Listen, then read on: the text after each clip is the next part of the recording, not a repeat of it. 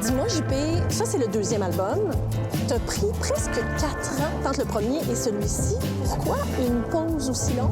Quand j'ai sorti l'album, je suis parti pendant à peu près 1 an et demi un peu partout au Québec.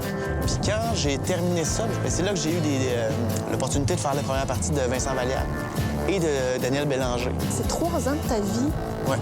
dans un minibus. Moi, j'adore ça. Parce qu'on dirait que ça te fait oublier que c'est un métier. C'est vraiment l'esprit de gang, comme quand on partait en camp de vacances à l'école.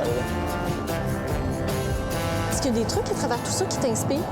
Toute la route pour se rendre, le paysage, l'introspection que ça donne aussi, le fait d'être tout seul avec soi-même. Mais ça inspire un paquet de sujets. Puis après ça, il y a les anecdotes des gens qu'on rencontre sur la route. Il peut y avoir un personnage un peu loufoque dans une ville. Lui, il pourra peut-être devenir le personnage d'une chanson. Prendre la route, c'est vraiment un cadeau qu'on se fait là, comme musicien quand on y va.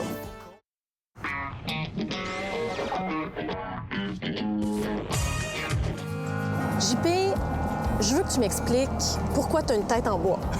Parce que c'est le titre de l'album, mais je veux que tu m'expliques pourquoi. Parce que j'ai la tête dure.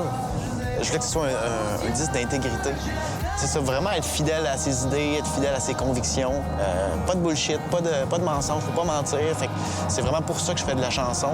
Fait que j'ai juste voulu réaffirmer ça, puis peut-être aller encore un peu plus loin là-dedans, autant au niveau des textes que des arrangements. Je voulais quelque chose de très épuré, mais avec un message très direct. Est-ce que c'est entièrement et purement autobiographique ou tu puises dans l'imaginaire un peu? Il y a eu des chansons là-dedans qui sont un peu... qui sont des petites thérapies.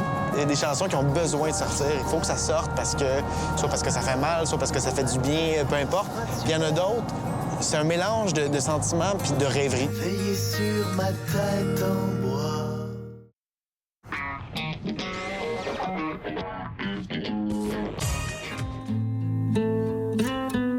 JP, tu joues presque de tout, ou à peu près.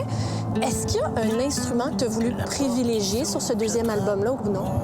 Je te dirais que c'est les histoires que j'ai voulu mettre en valeur sur le disque. C'est souvent le texte, moi, qui est le moteur, parce que même quand je suis chez nous en train de jammer avec ma guitare, à un moment donné, assez vite, j'ai besoin de raconter quelque chose. Puis dès que j'ai trouvé, ça pourrait être une bonne idée, je dépose la guitare, j'ai besoin d'écrire l'histoire.